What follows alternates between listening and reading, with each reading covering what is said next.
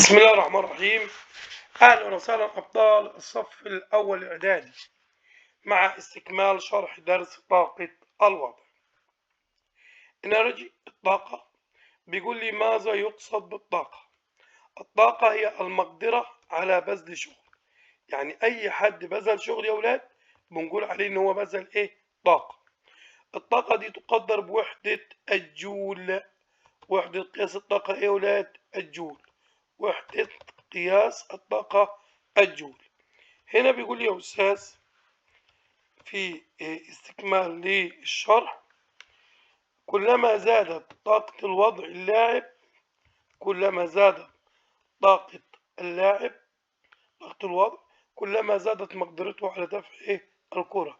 يعني كلما بذل شغل كل ما الشغل يزيد طاقة الوضع تعمل ايه؟ بتزيد.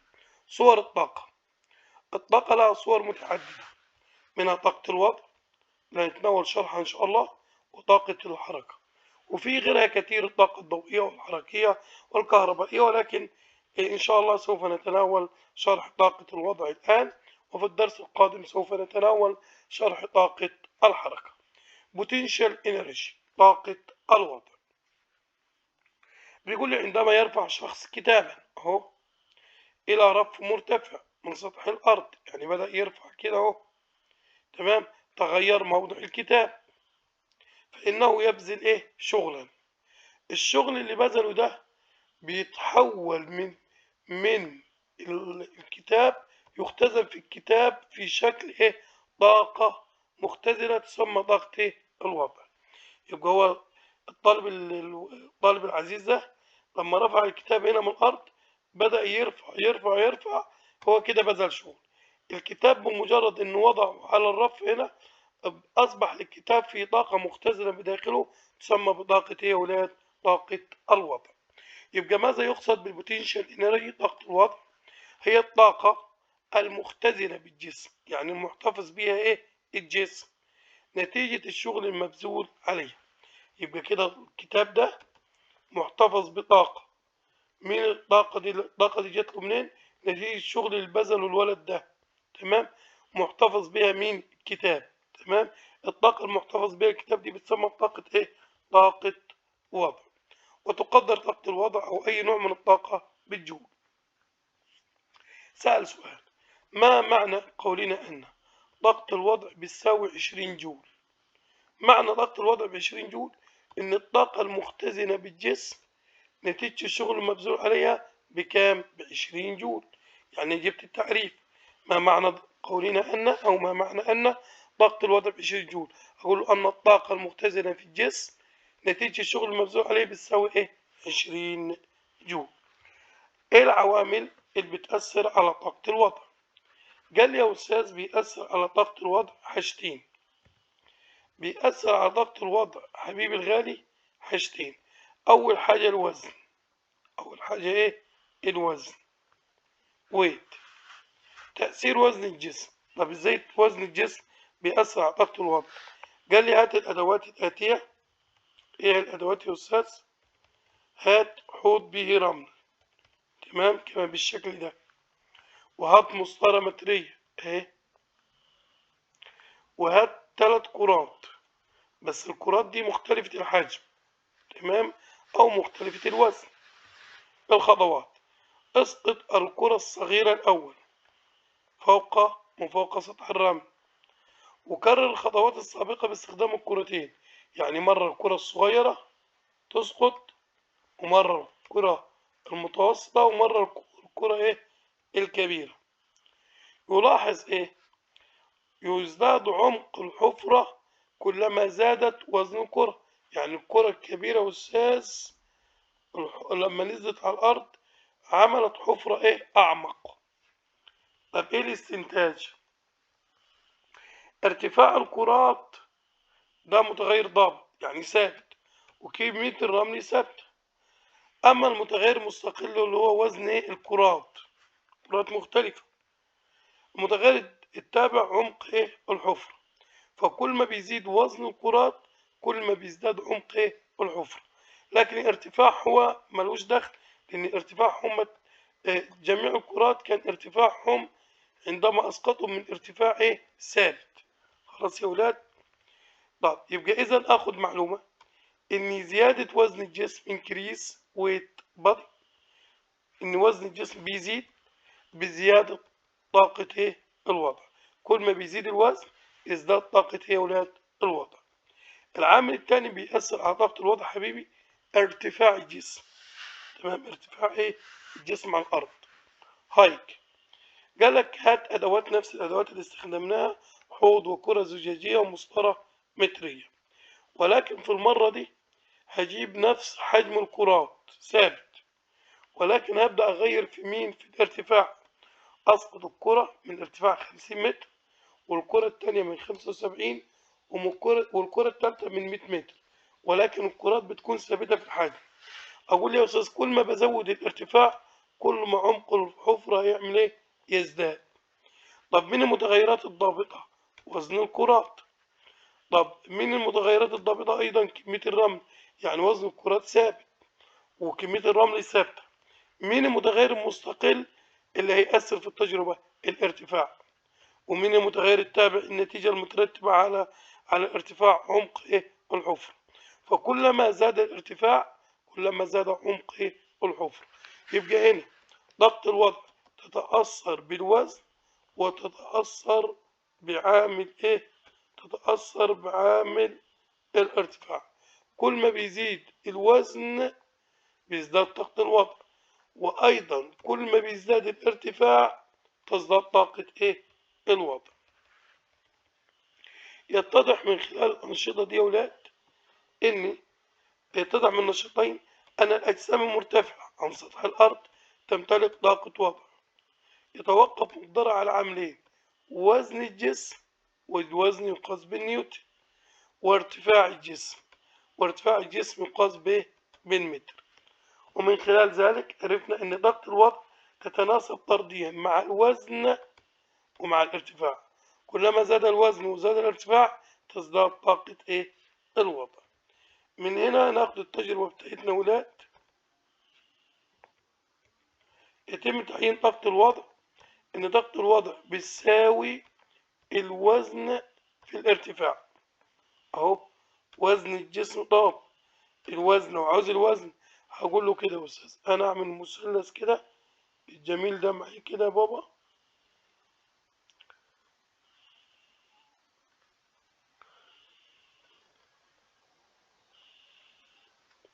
وادي أقسم كده مثلث زي هنا، وأعمل هنا مين يا أستاذ؟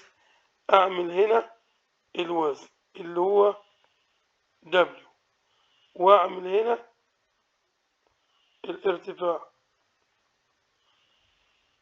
اللي هو الارتفاع، وأعمل فوق البوتنشال اللي هو طاقة مين؟ الوضع.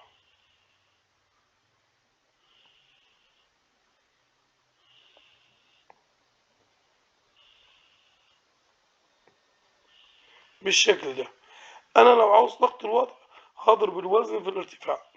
طب ولو عاوز الوزن هقسم طاقة الوضع على الارتفاع، ولو عاوز الارتفاع برضك هقسم طاقة الوضع على الوزن. طب من خلال ذلك أهو علمنا أن شدة الجاذبية الأرضية تقريبا حاجة الجاذبية ب10 نيوتن لكل كيلو جرام. طب هنا سأل سؤال، قالك ليه الوزن دائما أكبر من الكتلة؟ لأن الوزن يا ولاد بيساوي كده، بيساوي الكتلة في 10، اللي هي 10 دي عجلة ايه؟ الجاذبية. فدائما الوزن ده بيكون أكبر من الكتلة، لأن الوزن بيكون حاصل ضرب الكتلة في 10. فهنا قال لك ليه وزن الجسم أكبر؟ أقول له لأن وزن الجسم بيساوي حاصل ضرب الكتلة في شدة مجال الجاذبية 10. طب طاقة وضع الجسم بتساوي 0، معنى ذلك إن الجسم موضوع على إيه؟ على سطح الأرض.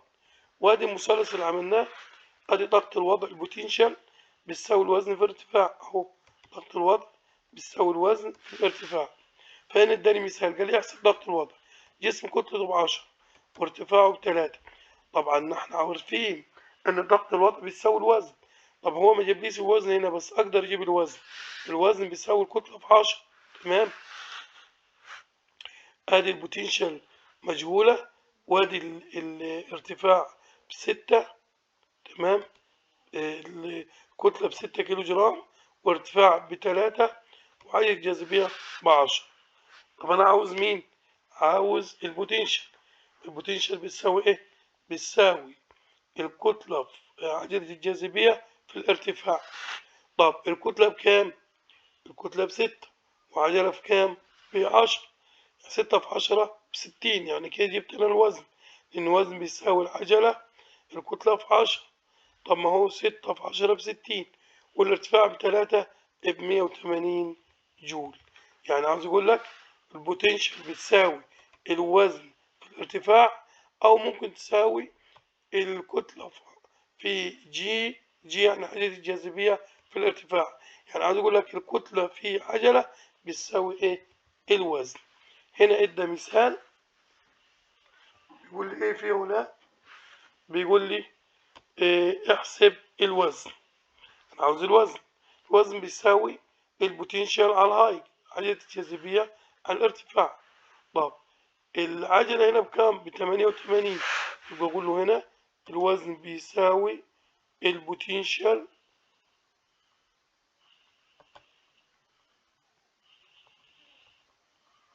على مين؟ على الوزن. اللي هو مين الوزن يا أستاذ؟ هو عاوز الوزن اللي هو الارتفاع على الارتفاع. تمام. طب هنا البوتنشال بكام؟ ب88. 8 ايه و80 ايه على كام؟ على 11. اشوف كده 88 على 11 هيساوي كام ايه؟ كام نيوتن؟ تمام يا ولاد. هي في 8 تقريبا. في الكام؟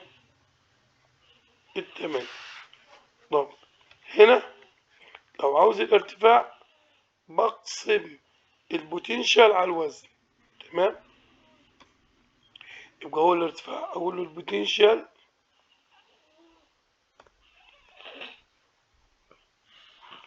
يعني ضغط الوضع على الدبليو.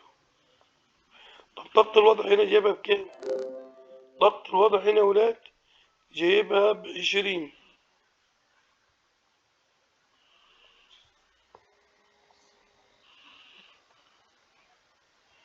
والارتفاع ب5. 20 على 5 فيها الكام؟ ال4. 4 ايه؟ 4 متر.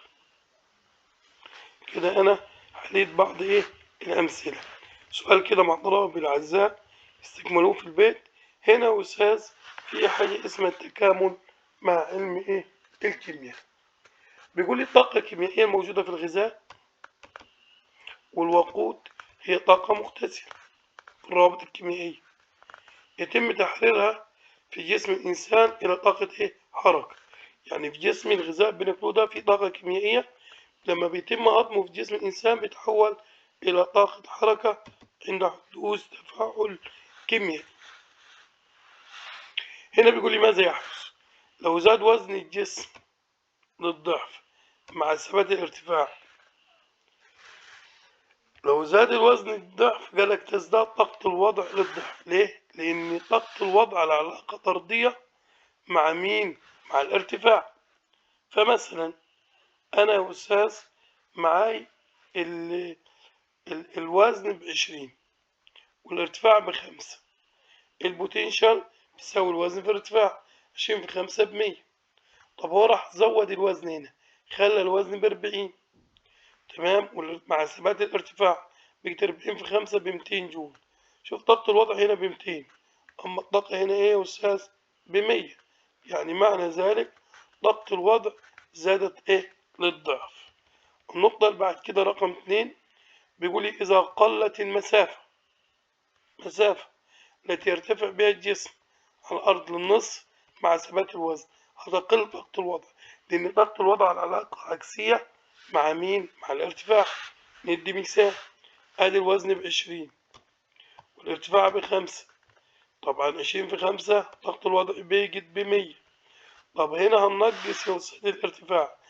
ضغط الوضع الوزن بكام؟ ب20. الارتفاع خلاه بدل ما ب5 خلاه ب2.5، بقت 20 في 2.5 ب50. شوف ضغط الوضع هنا كانت ب100، هنا بقت بكام؟ ب50، يبقى نقصت للنص. طب رقم 3، إذا ازداد الوزن للضعف وقل الارتفاع للنص هتظل ثابتة، لأن الزيادة في الوزن هيعاقبها نقص فين؟ في الارتفاع. فمثلا هنا ب20 الوزن والارتفاع ب5، فالبوتنشال ب100. هنزود الوزن ب20 بيجي ب40، والارتفاع كان ب5 ب2.5، بقت 40 في 2.5 ب100 جول، تظل ايه؟ ثابتة. ده تقييم كده يا ولاد، ممكن نحله بعض مني ونكمل إن شاء الله حل بقية الدرس في تدريبات الدرس في حصة قادمة. قال لك للطاقة صور متعددة، منها طاقة الوضع، وأقول له طاقة مين يا ولاد؟ طاقة الحركة وطاقة الحركة. رقم 2، تتوقف طاقة الوضع على الوزن والسرعة. غلط، تتوقف على الارتفاع. رقم 3، المتغير نقط هو المتغير قياسه في التجارب. متغير ايه؟ المستقل.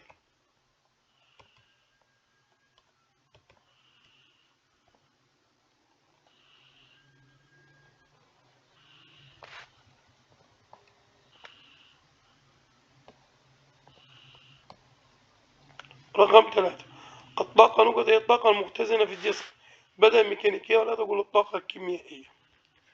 2، علل. تختلف طاقة الوضع لشخص يقف أعلى برج عن طاقة وضع عن سطح الأرض، لأن طاقة الوضع هنا بتكون أعلى ما يمكن، أما طاقة الوضع على سطح الأرض بتساوي 0.